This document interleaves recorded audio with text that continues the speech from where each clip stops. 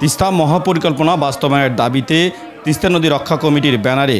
দুদিনব্যাপী 17 এবং 18 ফেব্রুয়ারি তিস্তা পাড়ে জনতার সমাবেশ নামে এটি কর্মসূচি বাস্তবায়ন হচ্ছে। সেই কর্মসূচির সঙ্গে একাত্মতা প্রকাশ করছেন ইসলামী আন্দোলন বাংলাদেশ।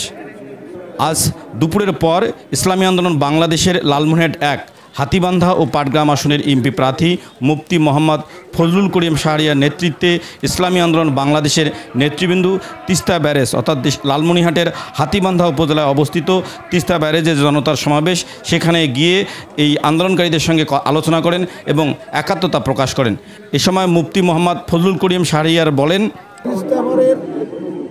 মানুষের যে দুঃখ দুর্দশা যা বন্যার সময় আমরা বুঝতে পারি,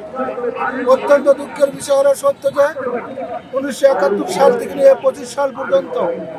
এই তিস্তার দেখাইয়া অনেক নেতা রাজনীতি করেছে, অনেক নেতা রদবদল হয়েছে, ক্ষমতা রদবদল হয়েছে, তিস্তা নিয়ে অনেক রাজনীতি হয়েছে, কোটি কোটি টাকা এই তিস্তার জন্য বরাদ্দ নিয়ে এসে তাদের পকেটে ভরানো হয়েছিল। সংগ্রামী ভাইয়েরা, আমরা ইসলামী আন্দোলন বাংলাদেশ লালমনিরহাট জেলা শাখার পক্ষ থেকে এবং হাতীবান্ধা উপজেলা শাখার পক্ষ থেকে আন্তরিক মোবারকবাদ জানাই যে সকল ভাইয়েরা তিস্তা বাঁচাও আন্দোলনে তারা ডাক দিয়েছে এবং ইসলামী আন্দোলন বাংলাদেশ হাতীবান্ধা, পাটগ্রাম এবং লালমনিরহাট জেলা শাখা এই সংগ্রামের সাথে আমরা একত্রতা ঘোষণা করলাম এবং যতদিন পর্যন্ত আমরা তিস্তা প্রকল্প বাস্তবায়ন করতে পারবো না, ইনশাল্লাহ আমাদের জীবন বাজি হলেও আমরা এটার সাথে সম্পৃক্ত থাকবো।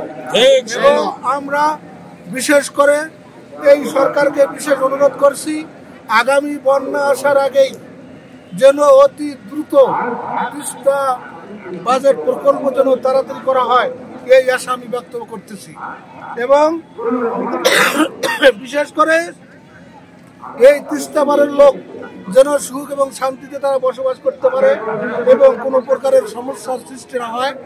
এটা আমি এই আশা ব্যক্ত করে আমার বক্তব্য আমি শেষ করছি। আসসালামু আলাইকুম ওয়া রাহমাতুল্লাহ।